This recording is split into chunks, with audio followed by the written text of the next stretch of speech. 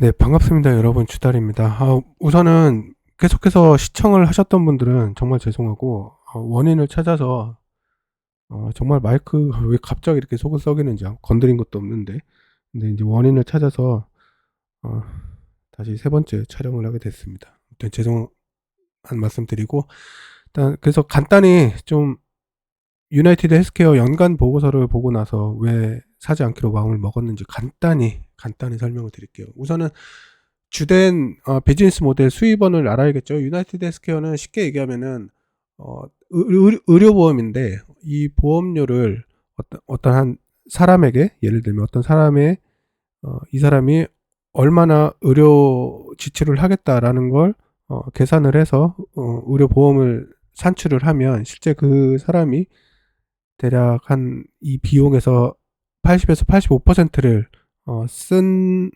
쓰는 것을 이제 지불을 해주고 남는 10에서 15에서 20% 정도를 먹는 그런 게 주된 비즈니스 모델이에요. BM인데 그러면 이제 남은 15에서 20% 갖고 여러 가지 비용을 지출하고 나서 순이익이 6% 정도가 현재 보고가 되어 있는 그런 수치예요.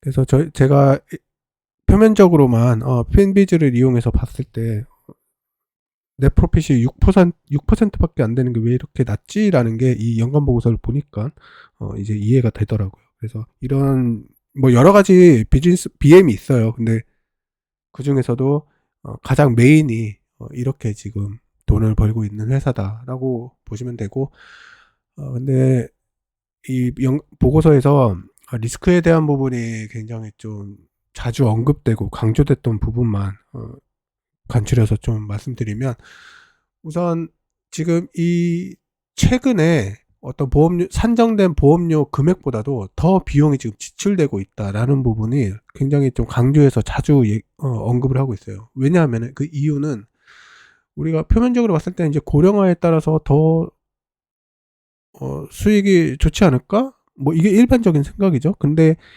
이 연간 보고서를 보니까 아예 그와는 정말 반대되는 그런 얘기를 하더라고요. 고령화에 따라서 우리가 어떤 예상했던 금액보다도 점점 더 지출이 늘어난다. 그러니까 그리고 어, 현재 어떤 뭐 감기에 걸리면 기존에 먹던 감기약이 있을 거 아니에요? 그걸 이제 토대로 이 사람의 보험료 책정했는데 어떤 감기에 대한 아주 좋은 신약이 나와서 이거를 처방받아서 치료를 받더라. 그래서 우리가 산정한 비용보다도 더 많이 지출이 된다. 그래서 어, 이게 2023년도까지의 얘기인데 이제 2024년, 2025년 향후에 우리가 이런 보험료 산정을 보다 더 잘 하지 않으면 회사에 큰 적자가 나타날 수 있다라는 얘기가 굉장히 반복적으로 나왔어요.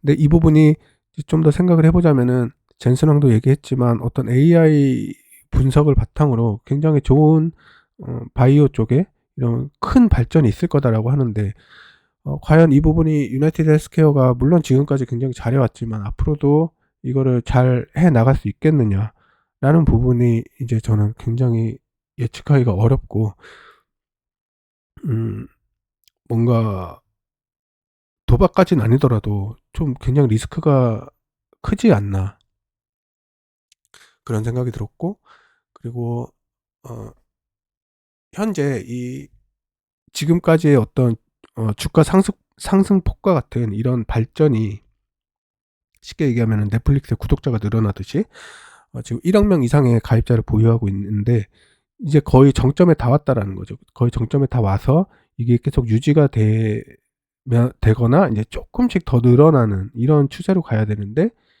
어, 현재 어떤 이 양극화, 잘 사는 사람은 굉장히 잘 살고 중산층이 좀 무너지면서 밑으로 내려가는, 그러면서 어떤 해지가 늘어나고 있는 이런 추세가 점점 더 높아지고 있다라는 게 또 보고가 됐고, 그래서 이게 점점 더 심해져서 정말 침체가 온다면 회사에 심각한 리스크가 될 거고, 그 이에 따라 우리는 굉장히 많은 유동성 현금 자산을 확보해 놓고 점점 더 늘려나가고 있다. 이렇게 대비를 하고 있다라는 것도 얘기를 하더라고요. 그래서 간단히 요약하면 이래요. 한 80장 정도 되는데, 네, 이런 리스크는 뭐 어느 회사나 다 존재하지만 우선 제가 이걸 다 보고 매수하지 않기로 했던 가장 큰 이유는 이 너무 어려워요. 잘 모르겠어요. 얘네도 이렇게 예측하는데 어려움을 겪는데 뭔가 굉장히 복잡한 프로세스로 이루어진 이런 게 거부감이 확 들더라고요. 이거를 만약에 제가 산다면 굉장히 마음 편히 지내지 못할 것 같아요. 그래서 사지 않기로 한 가장 큰 이유, 잘 모르겠어서가 되겠고, 뭐 댓글에서 게시글 댓글에 400불이 오면 살 거냐라고 말씀 주셨는데, 네, 뭐 이 유나이티드 헬스케어가 갑자기 이렇게 자빠질 일은 없겠죠. 만약에 이게 갑자기 자빠진다면 400불이 온다는 건 한 20%가 빠진다는 건데, 갑자기 이렇게 자빠지면 시장에 무슨 일이 있다는 거고, 그렇게 된다면 이런 복잡한 회사보다는 뭐 지금 사고 싶은 건 캐터필러가 생각이 나요. 그때 작년 10월 달 뱅크 오브 아메리카 샀을 때, 아니면 좀 더 늦어도 1월인가 2월인가 옥시덴스 페트롤리움 샀을 때, 그때라도 캐터필러를 샀으면 참 좋았을 텐데. 굉장히 비즈니스 모델이 간단하잖아요. 얘네 기계가 점유율이 얼마인지 뭐 굉장히 심플하단 말이에요. 그래서 이런 거를 샀으면 참 좋았겠다라는 생각밖에 안 들더라고요. 뭐 이렇게 간단하게 얘기해서 뭐 별로 어려운 거 없는데요라고 말씀하시는 분도 있을지 모르겠지만, 어, 정말 간단하게 핵심된 부분만 말씀드려서 그렇지 전체를 놓고 보면은 머리 터질 것 같더라고요. 잘 이해도 안 가고. 그리고 그렇다고 어떤 이제 기타 뭐 워렌 버핏 최근 연례 보고 그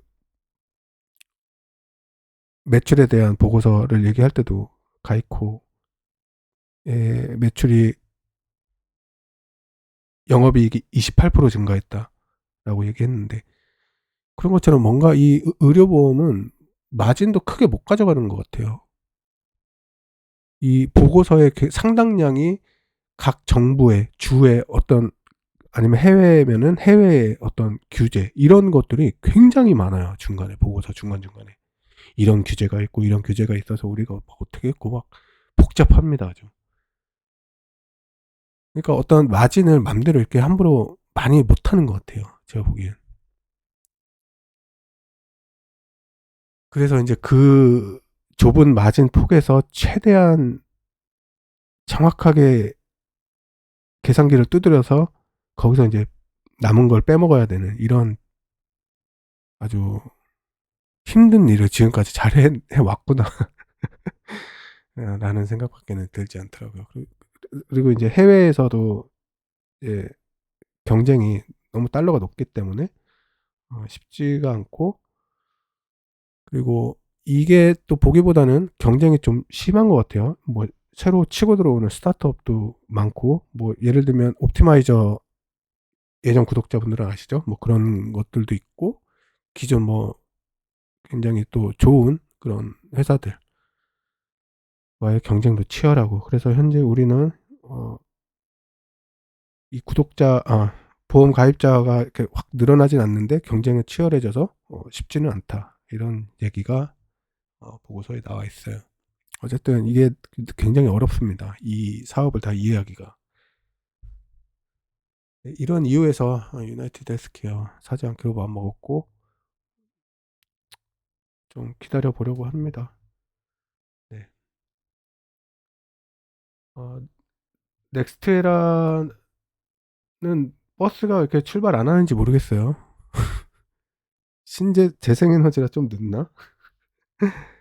기다려 봐야죠 뭐. 정말 마이크 때문에 굉장히 힘드네요. 아무튼 계속해서 시청하다 끊기고 이렇게 해드려서 죄송하고 이젠 된 것 같아요. 네, 시청해주셔서 감사드리고 다음에 뵐게요. 감사합니다.